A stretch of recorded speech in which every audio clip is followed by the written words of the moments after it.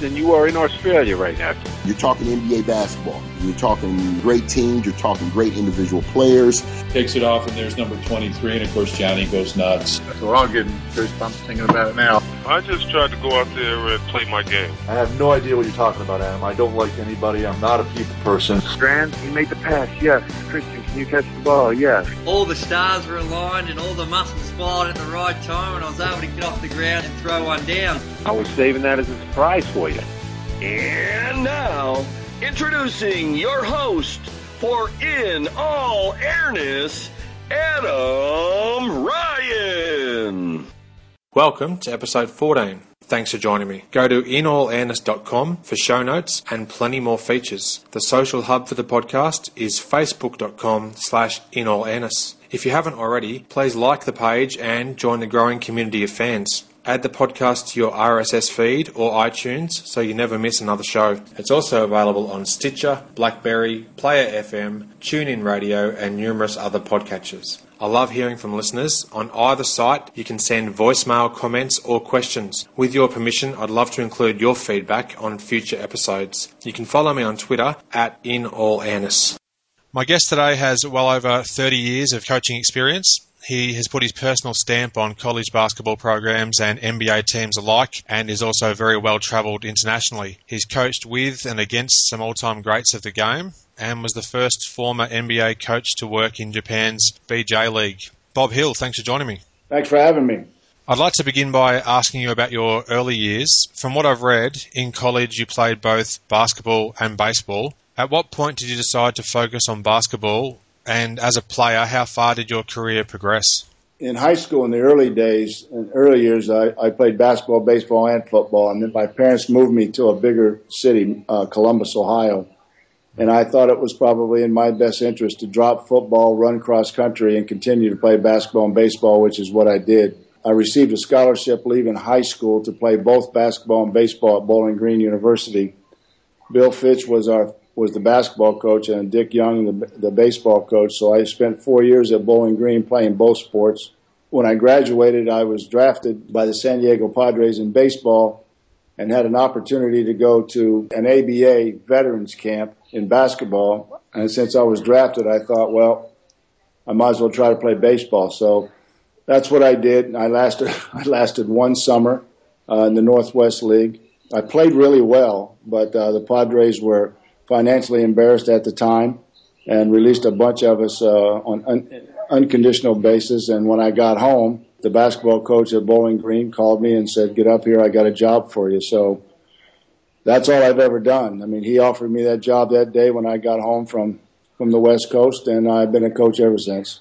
Wow, okay. So it sounds like you're obviously a good athlete growing up in those years too, multi-sports. Yeah, it was... I think honestly, if I had it to do over again, I probably would have picked either basketball or baseball and focused a little bit more on one than play both. But I played both, and I did pretty well in the intramural track too. So it was fun. It was a lot of fun. I probably had too much fun in college, to be honest with you. Well, at least you made the most of your opportunities at the time, I guess.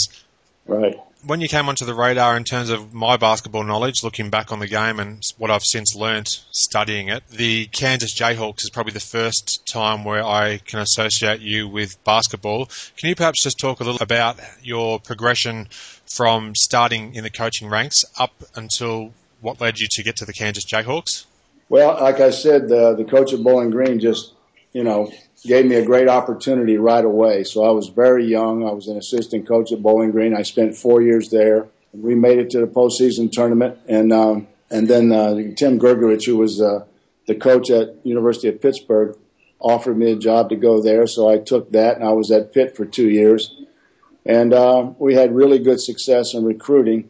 And Ted Owens called and recruited me to the University of Kansas. It was kind of funny because I was pretty young. I really didn't know much about KU, and I didn't know enough about the history of it. But when I went out there for the interview, it was, it's one of the great places in college basketball in the United States. And as soon as you saw the campus and learned more about the history of it, it was a real honor to be there for 8 years. And 2 of my sons were born there, and great place to raise a family, and Allen Fieldhouse is a special place in college sports. And so it was a wonderful 8 years and, an opportunity that I'll never forget. The two coaches that were at Kansas at that time, the head coaches, Larry Brown had replaced Ted Owens, so you had the crossover between Ted Owens and Larry Brown. Can you just talk about the relationship you had with those guys as you were then progressing through your college career before the NBA started showing interest? Coach Owens is one of the really great people that anybody could meet in your life. I mean, he's just a really nice man. He's a gentleman.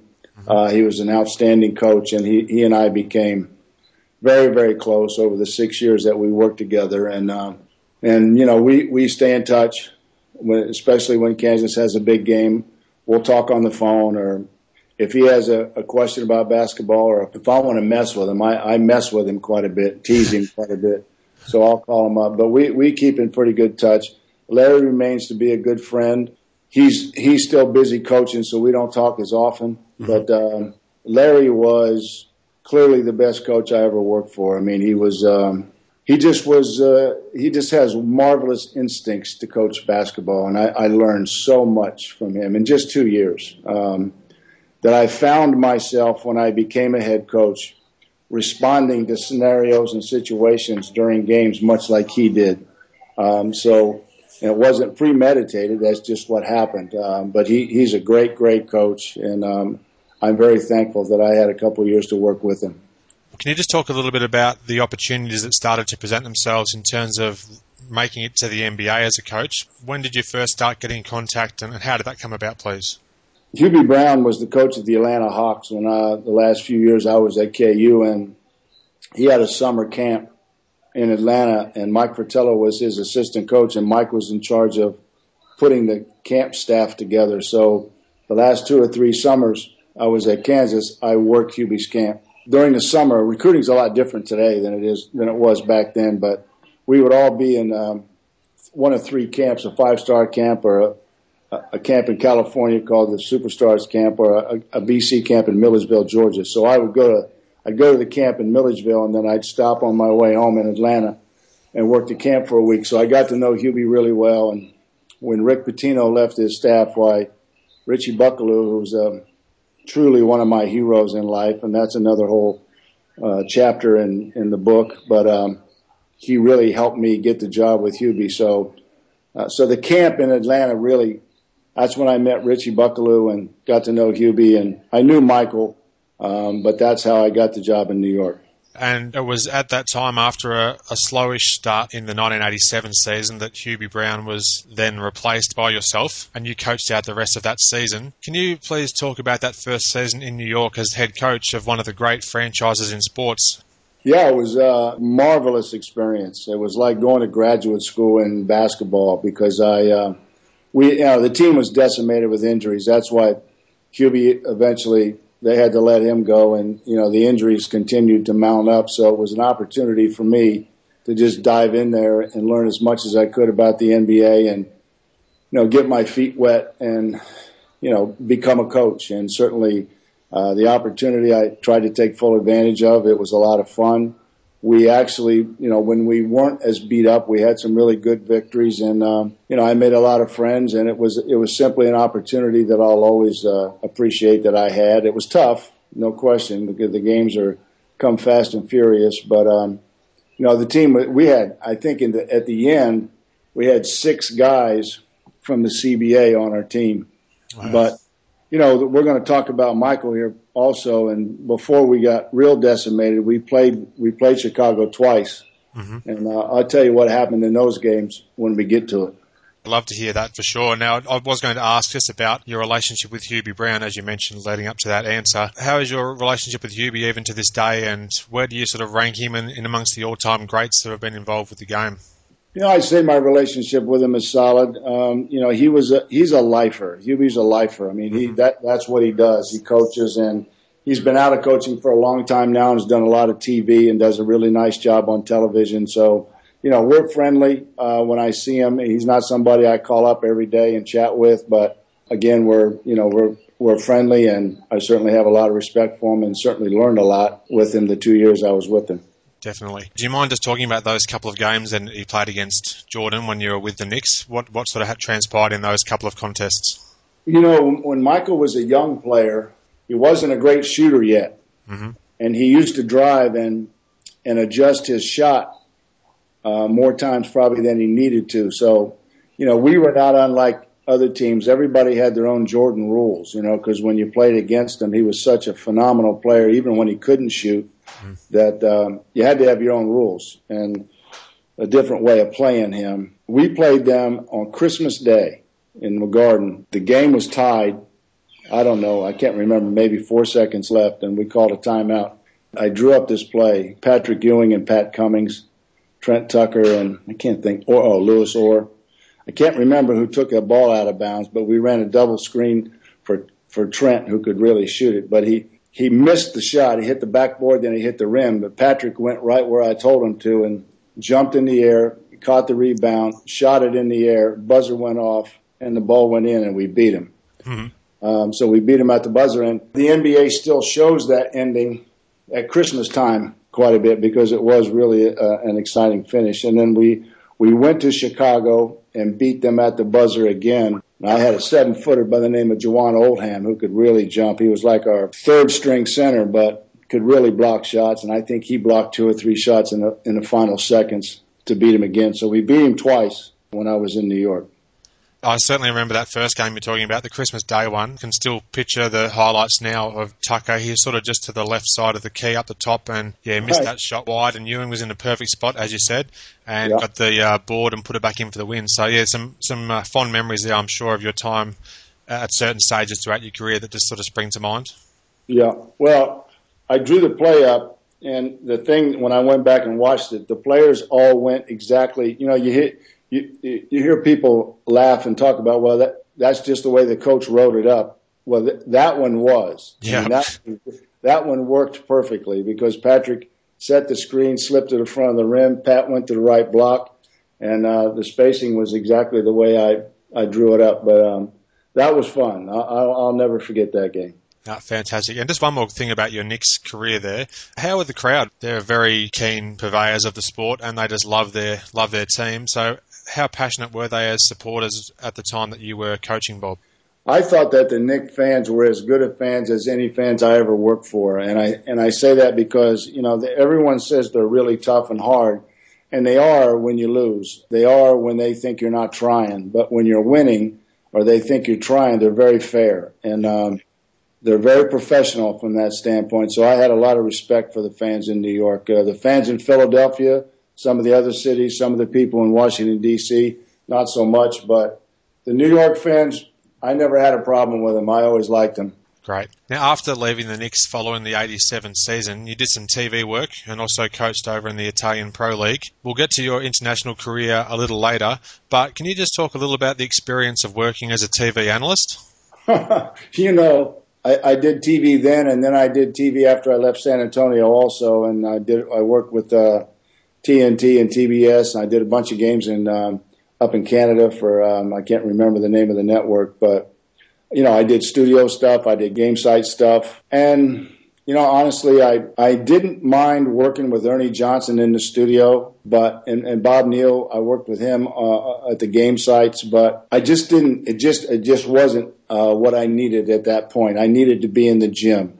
Mm-hmm. I needed to be teaching basketball, and I needed because when you do TV and you see a play, and it'd probably be worse for me today because as much basketball as I've watched and coached, you see a play and it's your job to explain what happened on TV, and you get 10 seconds to do it where it takes 15 or 20. Yeah. So you never feel when you're finished with a comment that you did your best. And so it was not only I wasn't in the gym, it was frustrating at times. So, it was fun while it lasted, but I was glad to honestly get out of it. Yep, sure. No, that's understandable. Now, from 1991 to 1993, you were the head coach of the Indiana Pacers, and you made it to the playoffs each of those seasons. I'd just like to ask you about a particular game that stands out from my memory. It was in February 1993 against the Bulls, and it's a game that's largely remembered for a brouhaha between Michael Jordan and Reggie Miller. From memory, Jordan stayed in the game, but Reggie was given the heave-ho. He was ejected, and you were on the court within seconds of the activity taking place. Can you just talk about your memories of the game, Bob? Well, we had a really good young team in Indiana. It was a fun team. Reggie was really good, and he was starting to really make his mark as an all-star. And we had Chuck Person and Detlef Schrempf and Michael Williams and Vern Fleming, Rick Smits. We had a nice group, and we could score. The team was a little soft. We weren't great defensively. We didn't have any whiskey drinkers necessarily. We had a bunch of milk drinkers, but they could really score. So we were a problem for Chicago because we could score, and we would beat them. We beat them our share of the time, but in this particular game you're talking about, Reggie stole the ball. We had control of the game, and he laid it up, and Michael followed him down the court, but he was too late to do anything about trying to block the shot or stop Reggie, and Reggie laid it in, turned around. He went in on the right side, laid it up, turned back around, came back at Michael, and threw his left shoulder into Michael's shoulder. I saw the whole thing, and Michael just turned right there and ran after Reggie and put both hands around his neck. And a lot of guys in the NBA let their fingernails grow longer for a lot of reasons. When he grabbed Reggie around the neck, I ran right out at Michael, and then, both benches kind of emptied, and they threw Reggie out. Then I had to get thrown out. Yep. Because it just wasn't fair. The whole thing wasn't fair. So I got thrown out, and then when I got to the locker room, he had blood everywhere on his neck, and Michael had just scratched him beyond belief. So, and then we went on and we lost that game, but we had control of it. Michael had earned the respect that he had with the officials. He did. He earned it, and so. Coaching against them, when things like that happened, you just kind of learn to accept it, and respect that he had earned the right to maybe sometimes in some people's eyes get away with a little bit more than other people, but he had earned that right. So he was such a great player. We had another fight with him at home, and I was standing down on the baseline, and Michael was on the other side of the floor, and he drove baseline, and he stepped out of bounds. And the official was standing right there. And he didn't call it. And Michael threw a skip pass to John Paxton. And I stayed on the baseline complaining to the officials. And then, unbeknownst to me, I didn't see this happen, but Paxton drove, a couple bounces and went up to shoot, and Chuck Person rotated and knocked him on his back. And John got up and was calling Chuck some names I can't say on the air. Mm-hmm. And that's what I heard when I came back up the sideline. So then I lost my mind. And then Phil come running down, and he and I are arguing with one another. And Michael came and knocked me out of bounds. So we had another fight with him that day. I can't remember if we won or lost that game, but the games we had with him were always near fights, very intense, and obviously a lot of fun when you were able to win them. Yeah, definitely. And you had some really intense competitors too. You talked about Reggie Miller, who we know about his competitive nature, but Chuck Person as well was one of those players, and you also ended up coaching him in San Antonio as well. So you obviously had some great rivalries between certain players, and obviously the Pacers and Bulls at that time had plenty of good games up against each other. Yeah, and we had another game in Chicago. This was kind of funny. They threw Chuck out of the game. Chicago, when Michael and Scotty and those guys were young, they also had a 2-2-1 full court or 3/4 court press that could be devastating at times because they were so long and athletic. And they normally used it to start the second half, but this one particular night, they started the game in it. And we weren't ready for it. And I don't know, I called 3 timeouts in the first quarter to try and keep us within striking distance. And I think at one point, at the end of the first quarter, we were down, 23 points. It was awful. And we just kept fighting back and fighting back. They got a little tired because they pressed early. And we had a shot at a 3 at halftime to tie the game. And we ended up winning the game. But Chuck got thrown out of the game for some reason. I can't remember what he did. It's hard to tell. But the official didn't walk away from him. They're supposed to walk away from him. And so he he just went right at the official and grabbed the ball out of his hands and kicked it up in the stands. And the ball landed real close to Phil's wife. All right. So the next day in the paper, you know, he was complaining that Chuck kicked the ball and almost hit his wife. And the writers asked me what if I had any comments, and I said, "Yeah, Phil, you need to teach your wife to catch." So, you know, we had a lot of great games with them, and you know, some of it was really fun. I mean, there was another game where we really got screwed in the last 30 seconds, and in the old Chicago Stadium, it's where the Blackhawks play too. So they have those hockey stick holders in the walls. It's just a piece of wood that comes out, and they put their hockey sticks across them. Mm-hmm. And we come down in this old locker. It's a bad old locker room, but they were the best. I mean, those were the best locker rooms. They were small and cold, and they had hockey hangers. And Detler Shrimp went over and just pulled every one of them, ripped every one of them out of the wall. They sent us a bill for that. Oh, seriously? Yeah, they sent us a bill. We really did get screwed in the game, because I went back to I knew that we got screwed. I went back to the hotel and I called the head of officials, told him what happened, and I wasn't very professional with him. I was still pretty mad, and he said, "Are you finished?" When I finally slowed up a little bit, he said, "Are you finished?" And I said, "Yeah, I'm finished." He said, "What can you do?" And he said, "I'll look at the film and I'll fax you tomorrow." I said, "Okay." So he looked at the film, he faxed me. What do you think the fax said? The fax said, "I looked at the game, you got screwed, I'm really sorry." So he admitted it, but that was about it. Nothing else seemed to eventuate from that? Well, there was nothing he could do, you know, but that's why I really liked the guy. He was always really honest. Yeah. Now, looking back on your career with the Pacers, and you did mention some of the great players you had at that time, and I was really a great fan of Detlef Schrempf in particular and Rick Smits as well. What was some of the most lasting memories that you still have from your time there, Bob?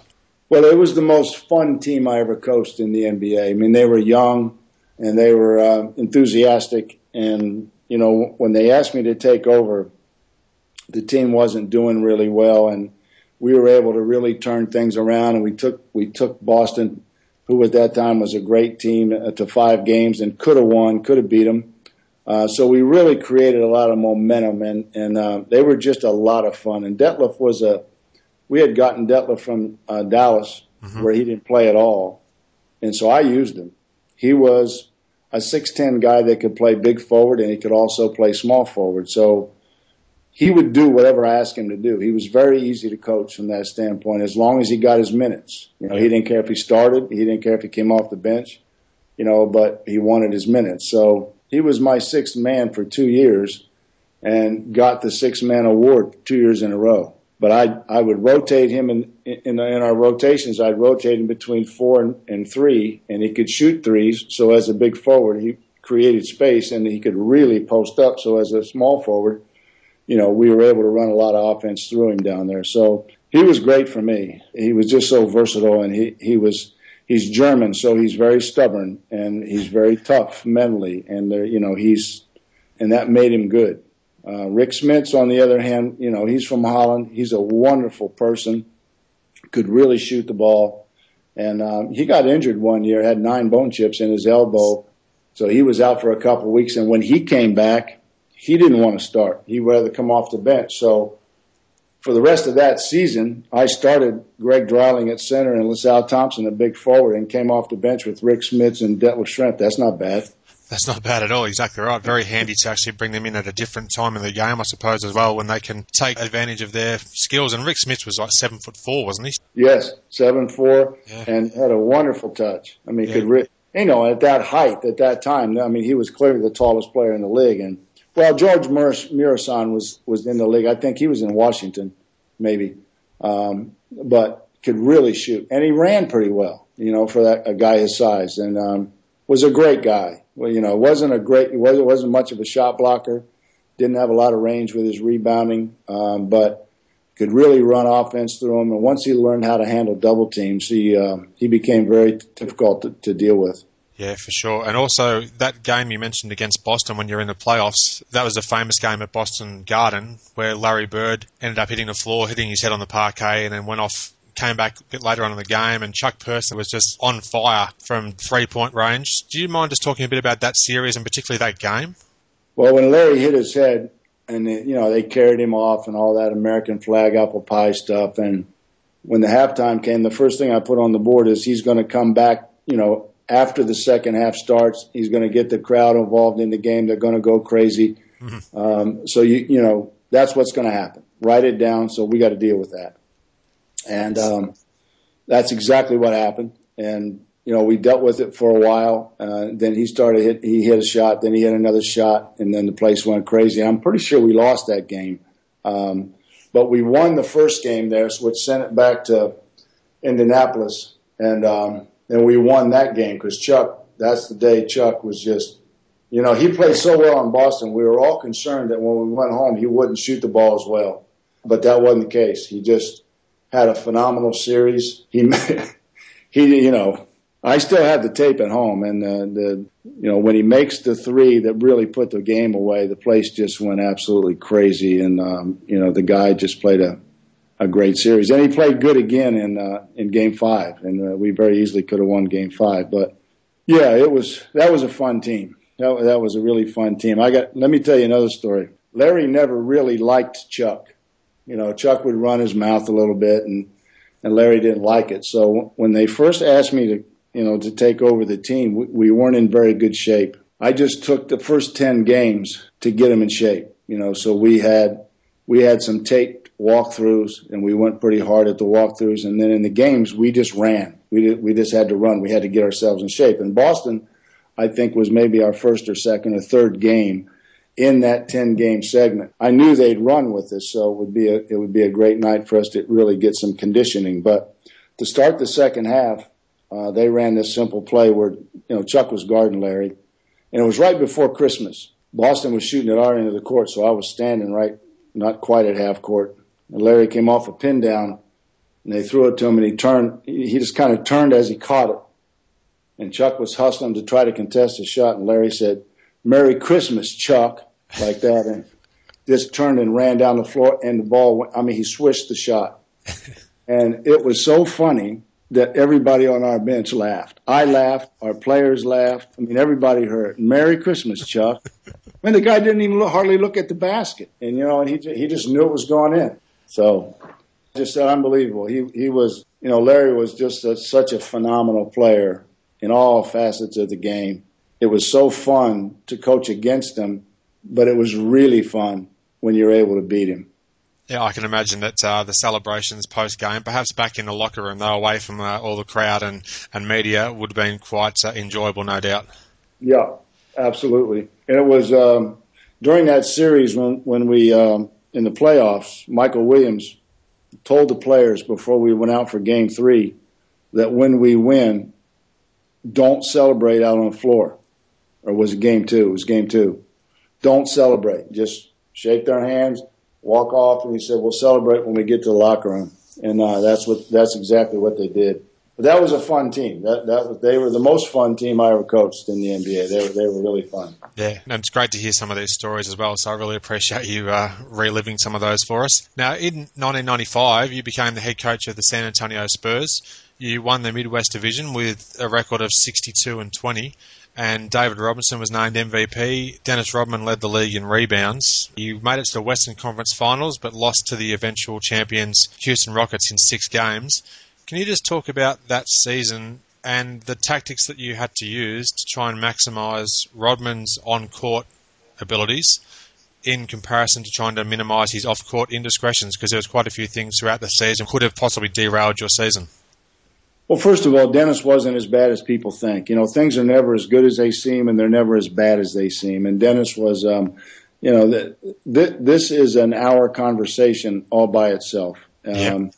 He, first of all, I was coaching Indiana when Dennis was in Detroit winning championships. So I stayed up a lot of nights trying to figure out how we could double team him when the ball's in the air to keep him off the board. He was such a phenomenal rebounder. So the thought of having him on my team, I have to be honest, was pretty exciting because he was such a relentless rebounder. And, there were a lot of things that surrounded his existence, let's say, in San Antonio that I won't get into, but he didn't get his physical at the beginning of our first year there. And he missed the bus to training camp. He missed the first team meeting, and he missed the first practice.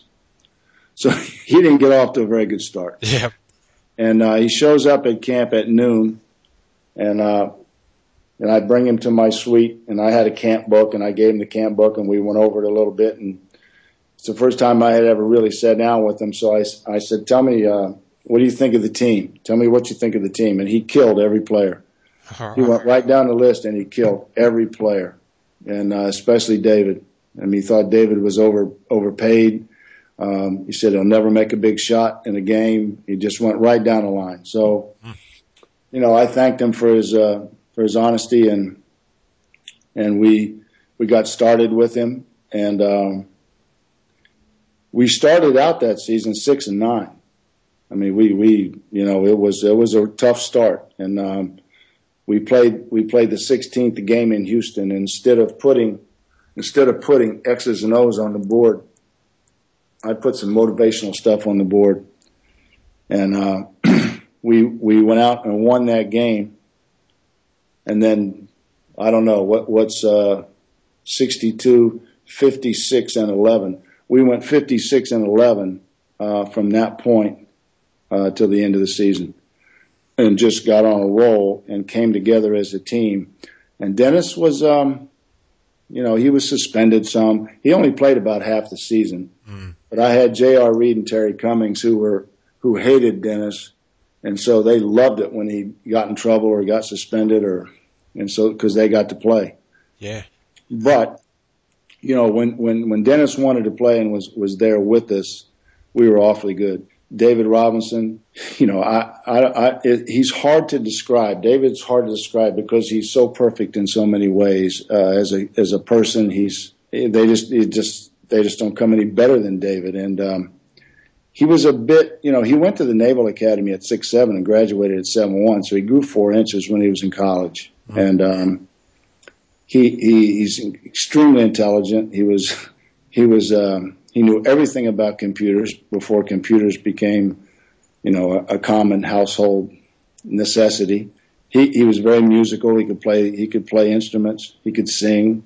The first game I coached David, I always gave the team a quick two-page scouting report on the team we were playing, and I'd put it in their lockers. So when they got there, just read it while you're getting dressed and so on. And so the night I walk in the locker room before the first game, and he's sitting at his locker reading what I thought was the scouting report. So I thought, yeah, that's great. He's reading the scouting report. So I walk in, and I walk over, and he was reading music.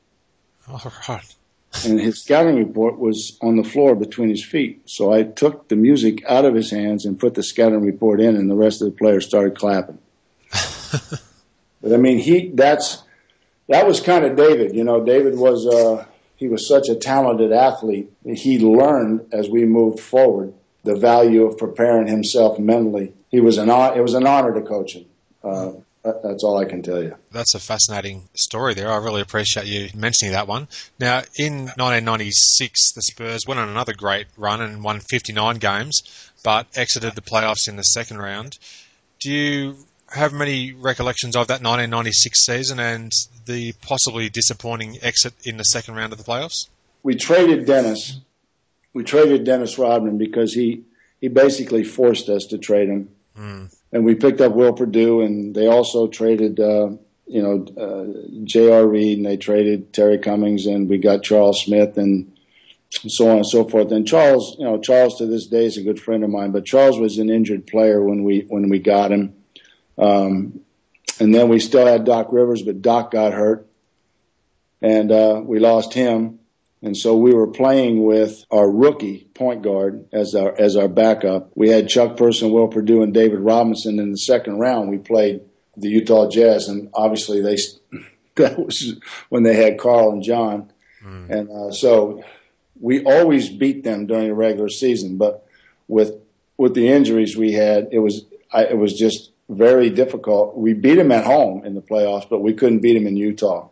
And they ended up beating us. So, but it was a season where the team changed a little bit, but the retention levels from what we taught the year before were so high that the team just kind of continued to go on the same path as we did the year before. It was really fun and amazing. I mean, it was a good team. It wasn't as talented a team, not nearly as talented, but it was a good team. I just read somewhere in researching for this chat about some of the pre-game or even just the practice routines of some of the players, and one of the things I read with interest was Chuck Person, when he was with the Spurs as well, he would shoot something like 200 3-point shots before practice, and then you'd go through the practice, and then after practice you'd also just stay back and shoot, X amount of shots. Who was some of the greatest workers that you saw off the court that really prepared themselves as best they could for the on-court action?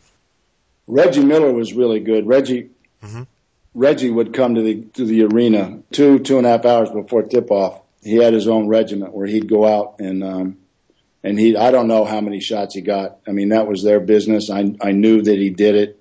But Chuck Person would do the same when we were in Indiana. See, when he was in San Antonio, I used him more as a big forwards, and so his three-point shooting became more important. So he did spend a lot of time taking threes, and he had a terrific year for us. Especially the first year. I mean, he played well the second year too, but when we won the 62 games, I think we won like 75% of our games decided by 3 points or less. So we won a lot of close games, which you kind of have to do in order to win that many regular season games. But the guy who I think that I coached that was the most disciplined and had the most rigorous, disciplined pregame routine was Ray Allen. I mean, Ray Allen, it didn't matter if we were on the road or at home. He was in the gym 3 hours before tip-off. He would get a ball boy, and he had specific work. I mean, he had spots on the floor at both ends of the court that he took. I don't know how many shots, but it was an hour. It was an hour workout. So you can guess how I would get out there sometimes and watch the tail end of it because I'd have to do the board. But he would go out and shoot. Then he'd come in and get a massage, take a shower, get dressed for the game, do the media, be ready for the team meeting, play the game, do it all over again the next day, every day. It was unbelievable. He was a lot like David with his personality. He was a terrific human being, a terrific professional, a good person, easy to coach. The whole thing. He was phenomenal. That's really good to hear. I was going to ask you a little bit later about your tenure with Seattle, how you felt Ray Allen was, how he was in the locker room and things like that. So it's really good to hear. And even to this day, he still seems to be just putting in some massive amounts of work pre-game and in practices and things just for when he does have the opportunity to come on court, he can make a real difference. Oh, yeah. And he takes good care of himself. He doesn't smoke. He doesn't drink. He gets up every morning. He eats breakfast. He eats all the right foods. You know what's interesting about him is he doesn't play a lot of basketball in the summer. He'll shoot once in a while, but he plays tennis, he plays golf, and he rides his bike in the summertime. When I first got to Seattle, we played golf one day, and we played a very nice country club there in Seattle. He hit 6 fairways and shot 72. Very handy. He took batting practice with the Mariners and hit one out. I mean, he's just one of those guys that's just special. He's just special. He's got a phenomenal mom. He takes very good care of his sisters. I just feel fortunate to have had the opportunity to coach the guy. That's excellent. So he sounds like a great guy on court and off, very committed. Yeah, just like David. It's very similar to David. Mm-hmm. David was the same. I mean, he was, I got so many stories, Adam. Here's David Robinson, okay? This is a great story. It's my first year, and we're playing the Lakers in the second round of the playoffs, and we had beaten them. We were in control of the series, and we played them at home to end the series. And Nick Van Exel hit a kind of desperate 3 to beat us, so we had to go back to L.A. to finish the series. And it was 7 o'clock in the morning, and my phone rang, and I was getting dressed or getting packed to go to the airport, and it was David. He said he was asking permission if he could give a gift to the players on the plane in appreciation for the season that we had, because he had been named MVP. Well, he didn't even know yet he had been MVP. And David, was a little frugal.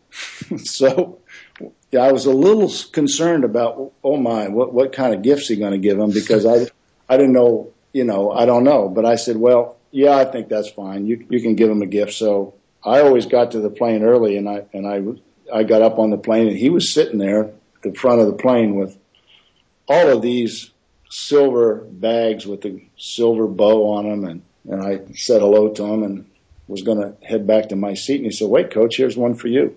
So I said, you don't have to give me one. And he said, of course I have to give you one. You're our coach, blah, blah, blah. So I thanked him. Anyway, he bought everybody $6,000 Bertolucci watches. Wow. with engraved on the back was our record and all sorts. I mean, but that's him. He is frugal, but he really appreciated what everybody did that year to help him have such a wonderful season and be the MVP of the NBA. So he's, I got so many stories about him. We could go on for 2 days, but that's a good one right there. There's other good ones that explain, exactly what kind of human being he is. But, that's a pretty good one. That is a great one. And just briefly, I'll take a quick side here. I spoke with Australia's greatest player, Andrew Gaze, a month or two ago, and he relayed a great story about David Robinson as well, because they briefly played together on the 99 Spurs team that won the title. And right. David sent a parcel to Andrew Gaze in the mail, and he wasn't sure what it was when he turned up to the post office. They didn't say exactly what it was. He had to sign for it and pay some sort of taxes for it to be delivered to him. But they opened it up, and it was from David, and it was a thank you. I think it was also a watch as well, just saying thanks very much for being a part of the team as well. So it does show you what a great, consummate professional David was, and how much he did appreciate teammates. While we're on him, I might as well tell you, there's another good one. At the end of that first year, I don't know, I can't remember exactly. Dennis had been suspended, and we had, I'm going to say 18 games left, and Dennis was out, and we're on a 6-game swing to the East Coast, and we started in Detroit. It was about 5 o'clock in the morning, and I'm obviously asleep, and there's a knock at my door, and when that happens, you're fearful that something bad has happened with the family, or they're waking you up for a reason, mm-hmm. and normally it's not good. Mm-hmm. So I jump up and I run to the door, and I open the door, and David's standing there in this beautiful Nike running suit with this Bible under his hand, and I'm standing in the doorway with my underwear on and my hair going all kind of ways, and he's laughing at me. And I'm thinking, David, it's 5 o'clock in the morning. I didn't say that, but he said, I'm sorry, but I just got to talk to you. And I said, okay, come on in. So I got back in bed, and he sat on the end of the bed. He said, Coach, we had a Bible study last night, and I had a revelation, and God told me that it was my time to take over the league. So I said, okay. I said, I would love that. What can I do to help? And he had questions about the offense. Yep. Now, David never asked about the offense. He never would he ask about any X's and O stuff. But these questions that he had for about 45 minutes were all X and O questions. And so I answered them, and he thanked me. And we went on the rest of that trip, and we didn't lose a game, and he became the MVP. But that's the honest to God truth. He woke me up. He needed to know at 5 o'clock in the morning some things about the offense, because the Lord told him, it's your turn, it's your time, and you got to be ready. Wow, that's fantastic. That's a really good, great story there. And he obviously just had some fantastic seasons where he's just averaged some incredible numbers across the board. He had maybe in his MVP season, I think he had like 28 points, 12 boards, 3 blocks a game, some 3 or 4 assists, steals. He did it all. Yeah, no, he was, and he practiced every day. He was a good practice player. He was professional. From head to toe, he was, and it was funny because he's a reborn Christian, and J.R. Reed's one of the funniest guys I ever coached. I mean, he was so funny, and he would talk like a sailor at times, but it would be funny. He did it to be funny, not necessarily to be disrespectful to anybody. And he used to have one of those little plastic toilets that he put up in his locker, and you pull a little string and it would flush. I mean, he was a practical joker, and he would swear. Yeah. But when David would walk in the locker room, the swearing would stop. I mean, he wouldn't tolerate it. And so I just was blown away that the other players had so much respect for him that they would discontinue swearing.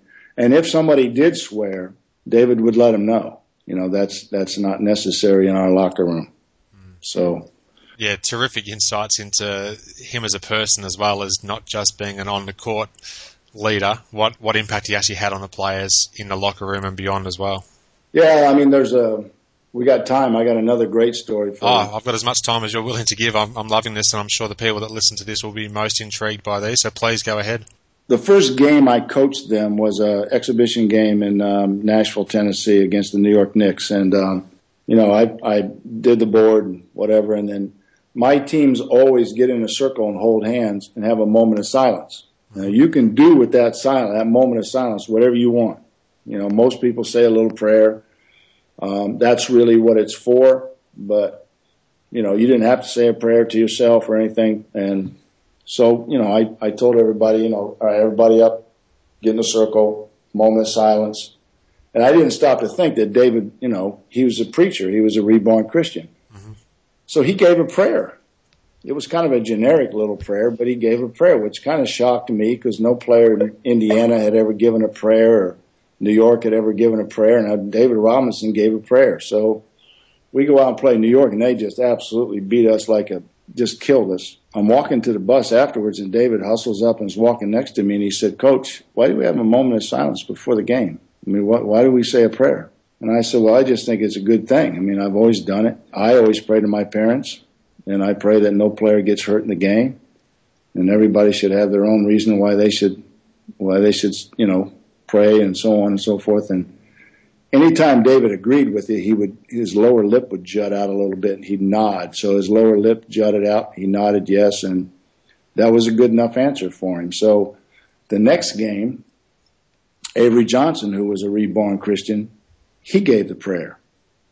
And the next game, Terry Cummings gave a prayer. So what evolved there was, the culture of that team became very spiritually motivated, and those three guys started coming up with a prayer that made sense with regards to where we were in the season. So they would study the Bible the night before the game, and then the next guy would give the prayer, and it became a big part of our team. I mean, and I didn't have anything to do with it. All I did was say everybody in a circle and hold hands. You got a moment of silence in Knoxville, Tennessee. So the prayers became incredible. Everybody started looking forward to them. Oh. I think more than my pregame talks, and they were more anxious to hear what was going to happen in the team prayer. But the next year, we traded for Monty Williams and Charles Smith, and so they're both reborn Christians, and I didn't know that either. But honestly, I didn't even know this happened. I got this secondhand, but they had been there for about 3 weeks, and Charles Smith grabbed David after practice and said, I want to get in the rotation. I want to give a prayer. And so David said, well, I'm going to have to talk to Avery about that. I'll let you know tomorrow. So the next day, David said, we'll let you get in the rotation, but you can only pray before games that we play bad teams. You can't pray before the good teams. So he said, okay. And then he gave one prayer, and he was so nervous. It was so terrible that he quit right away. My point is, that's how important that was to those three guys, that you want to be a part of this, then, you got to be good. You got to be sincere. This is a real deal for us. So, but that's David. That was David. It's great how it obviously fostered a sense of togetherness on the court, and they all had a common goal as well. So I can see how that definitely would have been something they looked forward to prior to each game. So it's really good to hear that sort of stuff. You mentioned Avery Johnson as well, who I believe his nickname is the Little General or the General. Do you mind just quickly talking about his influence on the floor? He obviously was only small in stature, but had a really good hold or control over and a respect of his teammates on the floor. Yeah, Avery was the leader of the team. David was. I mean, David was so intelligent and sometimes would try and lecture the team or articulate to the team a thought that he had. And when he finished, Avery would say, this is what he meant. Here's what he meant. So Avery would interpret what David said to the rest of the team. But Avery was the captain. He was the leader. Avery was not a very talented player. I mean, he couldn't really go to his right that well. He was so small. He was not a great individual defender. He was an average shooter, but he had the heart and the discipline and the competitive spirit of a lion. I mean, he just was not going to be denied. He practiced hard every day. He and I watched film for 2 years to every game on our way to every game. I mean, he was a student of the game. He just wasn't going to fail. He was determined. And, we didn't have the greatest backcourt in the league because Vinny Del Negro was the two guard. Avery was the point guard. And, neither one of them were stellar defenders. Vinny could really shoot the ball and pass it. He was a very skilled offensive player, not a very skilled defensive player. And Avery was just not very big and sometimes got overshadowed by some of the bigger guards. But David would always, protect the rim and protect them. Avery was a big reason why we had such strong teamwork and harmony on the team. He was a terrific leader and had a strong sense of right and wrong. Yeah, sure. That's good to hear. Your Spurs were dealt considerable injury woes early in the 1997 campaign. Many players, I think you might have had 6 or 7 players who were key people on the roster injured in those first 18 games. You started off 3-15, and then Greg Popovich chose to controversially replace you, and that was quite a big thing at that time in amongst NBA circles. He's been the head man ever since. Can you please just talk about that rough start to 1997 and what impact you think Popovich's decision had on your career in the short term? We just had so many guys hurt. David was the biggest reason. It was his back, and he was out of alignment. And if it had just been David, we could have been competitive, but it wasn't David. I mean, it was a bunch of guys were out, missed a bunch of games, and we ended up signing some extra guys. Dominique Wilkins at the end of his career, 2 or 3 other guys that you were not going to be very competitive with them simply because they were just older. And, they were just trying to hang on and play as long as they could. So, the guys that we had did the best they could, and I appreciated them. And the bottom line is, coaches in the NBA get fired. You get fired. Yeah. And that's part of life. That's what happened. He wanted to be the coach, and it was the opportunity for him, I guess, to sell it to the owners. I don't really know. It was just one of those things. That's life, and you just got to roll with it. But it was a terrific time for me to coach David and to do as well as we did, and we set a lot of records in San Antonio, and I think eventually could have won a championship there. There's no question about that. But it just wasn't in the books. You just got to move on. Thanks for your honesty there. And just some quick maths. I think it's 121 wins in the previous 2 seasons. So an incredible record for the time that you were there. Yeah, we won a lot of games. We won. It was just, in order to win that many games, you got to be good. I alluded to this a little bit earlier, but you got to win the close games. And those were the ones that were just, I love close games. And the one that I'll never forget, we were in Cleveland, and we hadn't played a very good game. And Cleveland hit 2 free throws to go up 1 with 1 second left on the clock. Dennis was never – I had a group of 5 guys that I would use in special situations, and he wasn't on that team because he wouldn't make his free throws. Yeah.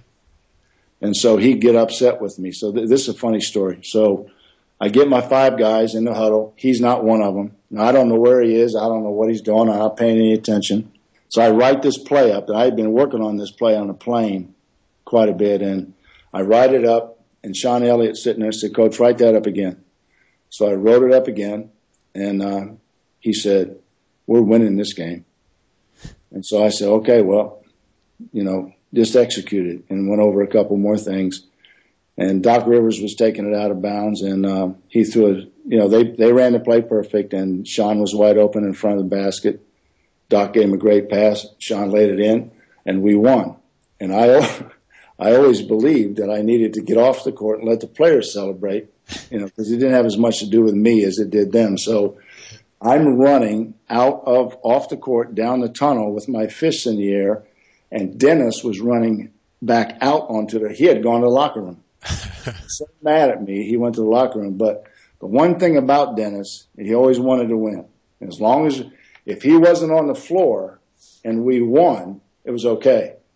But if we'd have had him to lose the game, then he'd have been upset. But that was I'll never forget that one. That was fun. That's a good one to hear about. I like that. And Sean Elliott as well, just while you've mentioned Sean, he was a great player throughout his career, and he really did some really good things. Can you just talk a little bit about him as a person and what he was like to be able to coach as well? Because from the outside looking in, he seemed like a great guy too.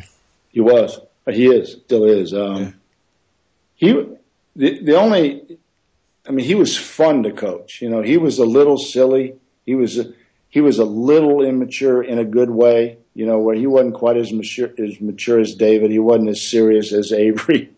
Sean would still have some fun, and he would be a challenge for Avery sometimes. And Sean was the kind of guy that some nights you needed to help him get in the game, so you needed to call play for him. You needed to get him into the game, and Avery would get mad at him because Avery, you never had to run a play for Avery. Avery was ready to play all the time. Whatever. So Sean was one of my favorites. He became an All-Star when I was there, and made the All-Star team that year and played there in San Antonio. And he always had that kidney problem that we were constantly concerned about. And then in the end, he had to have that replacement, and his brother helped him, and that was quite a story. But yeah, Sean was a wonderful addition to the team, and was great every day. He was a good practice player. And very professional. And so he had great parents. His parents very involved in his career, came to a lot of games. And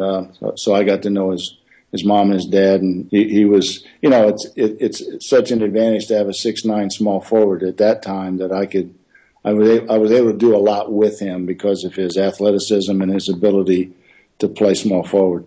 Yeah, one of the main reasons I asked about Sean as well is in 1994, I was fortunate enough to go over to America and go on a quick NBA tour, watching a few games around the States. And one of the games was Detroit at Milwaukee, so he was with the Pistons at this stage. Pre-game, we got to go down right behind the stanchion on the court at the Bradley Center, and I was watching Sean from about 20 feet away just drilling shot after shot for probably 25, 30 minutes. He just had a ball boy there. He was by himself at one end of the floor, just hitting all these shots from no matter where he was shooting. It just seemed to make every shot. So that really impacted on me there. And going forward, I always sort of had a soft spot for him because of the work I saw him put in. Yeah, no, Sean was great. He was great. He was fun. He might have been the most fun guy on the team because he didn't take things quite as serious as the others guys did. And so he was perfect on that team. Everybody loved him, and he played well for me. So I never had any problems with him. Yeah. And in 1996, while we're talking all things San Antonio, your city hosted the NBA All-Star Game as well. Yes. How was your involvement with the festivities over the All-Star weekend and being in amongst the game itself in your hometown at that stage? There were certain activities that I had to be a part of. As many years as I've been in basketball, I've seen my share of All-Star games. And in the NBA, when the All-Star game hits, it's a good chance, if your season's going okay, to get some rest. If your season's not going okay, then, in Indiana, I remember once I spent the entire All-Star break in my brother-in-law's summer home up on a lake in Michigan. It was snow-covered with guys ice fishing, and I just got away from everybody and spent 4 days breaking down everything we do and tried to tweak some things to help us in the second half of the season. And my point was everybody uses the All-Star break a little differently. Mm-hmm. And the year it was in San Antonio, our team was functioning well. But as the coach of the Spurs, I had certain responsibilities that I had to fulfill. in the All-Star game, but I didn't go to the game itself. I watched it on TV. Nice to hear that you got a bit of a chance to get away from the game and take that short break while you had the chance. Now, we'll get to your time working in Japan shortly. However, in amongst your NBA and college head coaching career, you had plenty of involvement with teams internationally as a coach or advisor and some other roles. What are some of the highlights of your experiences in that time, Bob? Well, I went to Italy after New York and coached in the Italian Pro League and took Michael Ray Richardson and Clement Johnson, and I took my whole family. It was kind of a courageous thing. We were still pretty young. Our sons were not in their teens yet. There were no American schools in Italy, and so we went. It turned out to be a terrific experience for us. We were 9 or 10 months over there, and it was the first time any of us had lived overseas. But Italy it's a beautiful country, as I'm sure you're aware, and we had a really good team. We won the Italian Cup championship, and we lost at the buzzer at the semifinals. So the reason they wanted me to come was to get them back into the Euro League, which winning the Cup championship did that. So we reached our goals, and I was offered a chance to go to Indiana, and I didn't go back to Bologna. And then the Japanese thing was I was training players in San Francisco for the draft. Got a call from a guy in L.A. saying that this company in L.A. had just bought a team in Tokyo and wanted to know if I'd be interested in coaching it. And I really didn't think I would. And I said, well, I'm so close. Why don't I just duck down there and we'll sit down and talk about it? So I went to L.A. and I really liked them. It was a unique company called Evolution, and the CEO played professional football in Japan and had fallen in love with the culture and bought this team and wanted to try and make it as much of an NBA environment as he could, and wanted me to be the coach. And I said I'd be interested, and I'd have to give you a package of what it would take, but I want to take my youngest son Casey as my assistant. And so they went along with everything, and Casey was excited. So Pam and Casey, and then Casey's fiance at the time, Aubrey, we all took off for Tokyo. And I got to tell you, it's a beautiful city. It's very safe.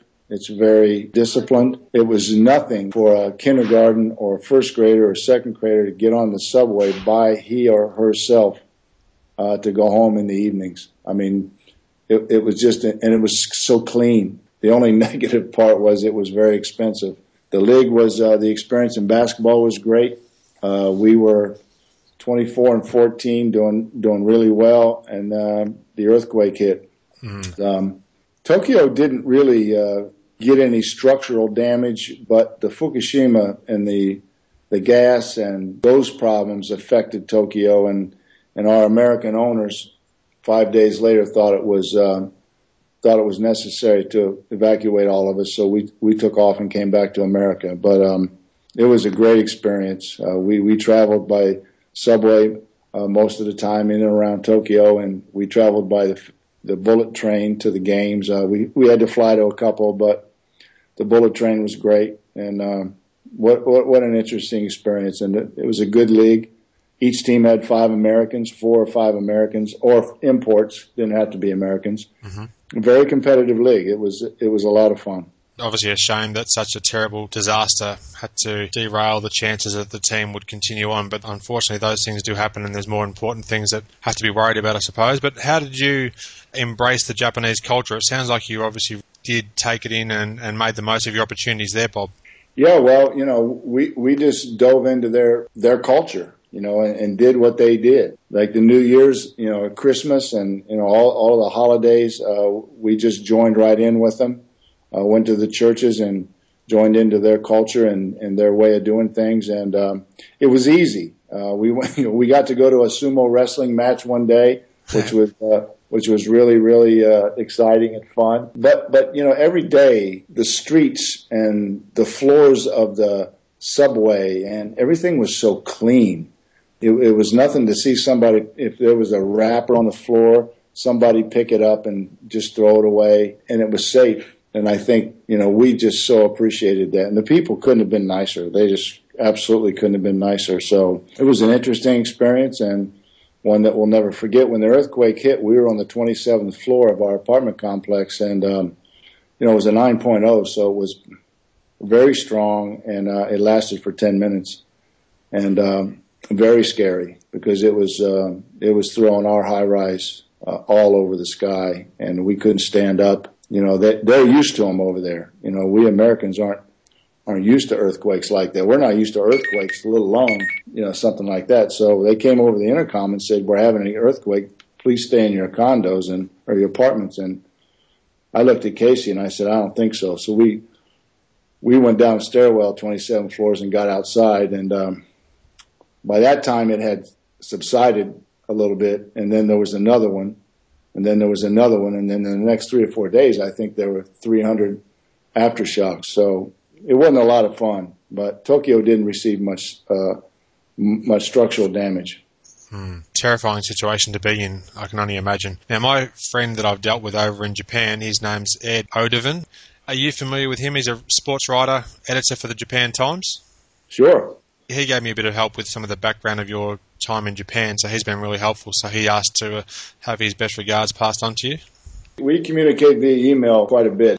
I found him to be sports writers can be pretty unfair at times, and I thought that all of them were very fair in Japan. I thought Ed was in particularly a very professional and very honest. I enjoyed my relationship and my time with him. Oh, that's good to hear, because he's been very helpful to me as well behind the scenes here, and also he passed on my details to you in the first instance, so without his assistance I wouldn't be speaking to you today, so I'm very grateful for that as well.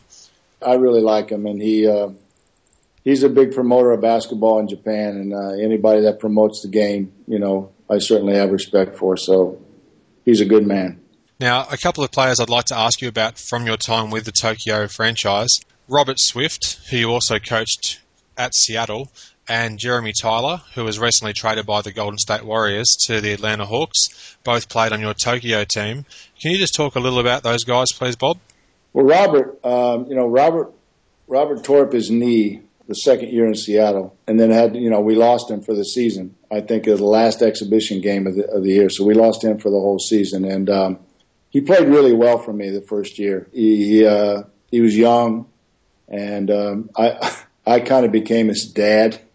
I mean, when you got 4 19-year-olds on your team in the NBA, it's a different existence as a coach because their needs are so different. I taught him how to tie a tie, and I helped him pick out his fabric for his suits, and it was stuff that you do like for your son. So he and I became pretty close, and then I knew that he had struggled a little bit, and I thought going to Japan and putting in a good season might kind of jumpstart getting back on a roster in the NBA. So I called him, and I was training players in Dallas at the time. And I said, "Look, I'm going to take a team, and I'm going to Japan. It might be a good opportunity for you to get back and play 52 games and get in shape, and I'll get you back in shape and so on." So anyway, he came, and he walked into the gym in Dallas. He's 7'1", and he weighed 330 pounds, and he's got a lot of tattoos, and he had a mohawk. The hair in the middle was very long.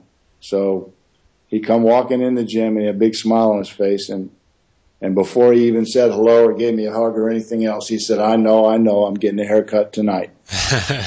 And so he cut his hair, and long story short, he lost 75 pounds, really got himself in shape, and was playing great basketball when the earthquake hit. He was averaging well into a double-double, and was scoring the ball like we all anticipated he could, and he was always a pretty good defender. He understood defenses in the NBA and wasn't afraid, and was really impacting the league over there. So it was unfortunate for him that it had to get cut short, because I think we could have really finished the season really strong. And but I think Japan, from that standpoint of getting back in shape and getting his rhythm and timing, and served its purpose. There were teams that were really interested in him when we got back. Jeremy unfortunately is a product of, the AAU syndrome, if you will, in America today, and a really good kid, but I think had been told how good he was way too many times. And, he was good, but you're talking to somebody that's coached a lot of really good players. So he wasn't that good to me. He was good. He was young. He was 6'11". He ran pretty good. He could jump pretty good. He was an average shooter. He missed a lot of dunks, and he had never come across anybody quite as frank as I can be. And when I got to know him a little bit, I knew that I was either going to have to break him completely or send him home. It was one or the other. And so I got him broken. I had to be very, very hard on him, and I had to be very hard on him every day. Once he figured me out, he started to play very well for us. In the last game before we came home, he had 24 points, 12 rebounds, and 3 blocks. So he was really headed in the right direction. And I think if anybody really didn't benefit from the season being cut short because of the earthquake, it was him. I think the last 8 or 9, 10 games would have benefited him because he was really starting to come into his own. So we came back to the States and took a little bit of time off. Then he came to San Antonio, and Casey and I got him ready for the draft. And Golden State took him, and now he's a member of the Atlanta Hawks. So we'll see if Atlanta traded for him to cut him and get cap space, or if they think that maybe he has a future there. We'll just have to wait and see. But there's the scenarios all over the place in America today, because the salaries have escalated to a point in the NBA where a lot of parents are putting pressure on these kids to get contracts to take care of the parents. And it just makes me sick to my stomach what's going on with a lot of these kids. And, and they're going to college for this one and done thing. And, they go to college for 1 year. And what that means is they stay eligible to play basketball for one semester. The second semester, they're automatically eligible, and they don't have to worry about it anymore. So they get half a year's education. And even if they do get drafted, and even if they do sign a big contract, they have so much life to live. They're not going to make enough money in that first contract to take care of themselves for the rest of their life, and then their parents and everybody else is dipping in on it. It's just no good. I don't like where basketball is right now in America for a lot of young people. The LeBrons and Kobe's, and we know about them, and they're going to do great, obviously. But there's so many that don't, and it's also affecting our game. It's affecting the college game, and it's affecting the NBA. It just is, because of the youth. You're not going to win in the NBA with 19-year-olds or 20-year-olds or 21-year-olds. You're just not. But it is what it is, and we got to deal with it. What do you actually think can be done, perhaps, to try and make those players who come out of college be a bit more well-rounded and developed? Obviously, staying more than one season is going to, first of all, be a big help. But I guess the rules at the moment allow them to do that. And prior to that, we did have players who were just coming straight out of the high school as well, like the Jermaine O'Neals and that sort of stuff. Is there something you think that may be done in the short term to try and remedy this? Not really. I think, the AAU programs grab them when they're younger, and, they're. So when I first started coaching years ago, 5-star camp was all the great players in the country went to 5-star, or they went to Superstars camp in LA, one or the other, BC camp down in Georgia. They all went to these teaching camps, and, the thought of leaving college early was not possible, and they stayed in school for 4 years, and they got a college education, and they were taught, and when they went to the NBA, they were so much more prepared than they are today. And it's just the opposite now. They don't care about education. All they care about is the money and getting to the NBA. And until we change the 19-year-old rule or something happens, that's not going to change. We hear about, the guys you just mentioned and the guys I mentioned. You hear about those guys, and they've made it. But the percentage of guys that make it versus the ones that try and don't, if a 19-year-old applies for the draft, doesn't make the team, can't go back to college unless you pay for it. They end up playing in a D League or going overseas, and it's just not the same. So you're looking at 19-year-olds that are trying to make a living going overseas, and they're not good enough yet to make a living over there. They're just not. The leagues overseas are good. The league in China is good. The Euro League is really good in Europe. You just can't graduate from high school and go over there and think you're going to play and make a lot of money. It's not going to happen. Yeah. Those are good leagues. I'm sure I don't know a lot about the league in Australia. I know a player, Drew Williamson, that's playing down there. I know how good he is, and I'm sure that league's good. So it's all about money. It's not about getting better or making a difference or winning championships. It's about making money. Yeah, which is unfortunate to say the least. Now, do you mind if I just duck back to your Seattle days for just a moment and reminisce about that for a minute? I've got about 2 or 3 more questions and then I'll let you go. You've been very kind with your time. No problem. Thanks very much. In 2006, you were back in the NBA and took over from Bob Weiss as head coach of the Seattle Supersonics. You coached out the season. You had the full 2007 campaign and went 31-51. After being out of the NBA for the best part of 10 years, what do you think were the biggest changes that you noticed in the progression of the league? Was it 10 years? Was it that long? 1997, and you came back in about 2006, thereabouts, so 8 or 9 years? It was, the rules had changed a little bit, and that's always a big concern as a coach, to know the rules and know what changes have been made so you can take full advantage of those as best you can. The talent level had fallen off a little bit because, the league lost a lot. I mean, the league took hits when Larry left and Kevin left, McHale and Parrish and Michael and Larry and, all those guys. A lot of guys left, and LeBron was young. Kobe was obviously thriving, but LeBron, everybody could tell how good he was going to be. And so the talent level, I thought, had fallen off a little bit, but still obviously the greatest league in the world. And it was fun. I had a good time in Seattle. We had a very young team. We had so many injuries that our bench wasn't old enough or experienced enough to be able to take up where those guys, Ray got hurt, Rashard got hurt, Swift we lost him for the whole season. And then we lost our point guards for, I think, 25 games apiece. And so we just got hit with a lot of injuries. And in spite of all of that, we were able to improve the defense from 30th in the league to 22nd. That was incredible, that they embraced what we wanted them to do. And we got, because we only won 31 games, but our differential was like a minus 2.4 or something like that. We were close to winning a lot of games, and we just couldn't win them.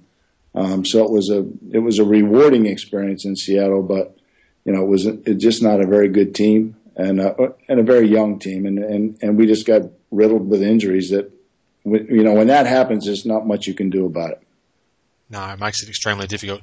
Now, just one more quick question about the NBA for you. Can you think of, just off the top of your head, a few of the more unheralded players that you've coached at NBA level who you think that maybe given the right circumstances could have had a more recognisable career? Like, who were some of the ones that you maybe name off that list?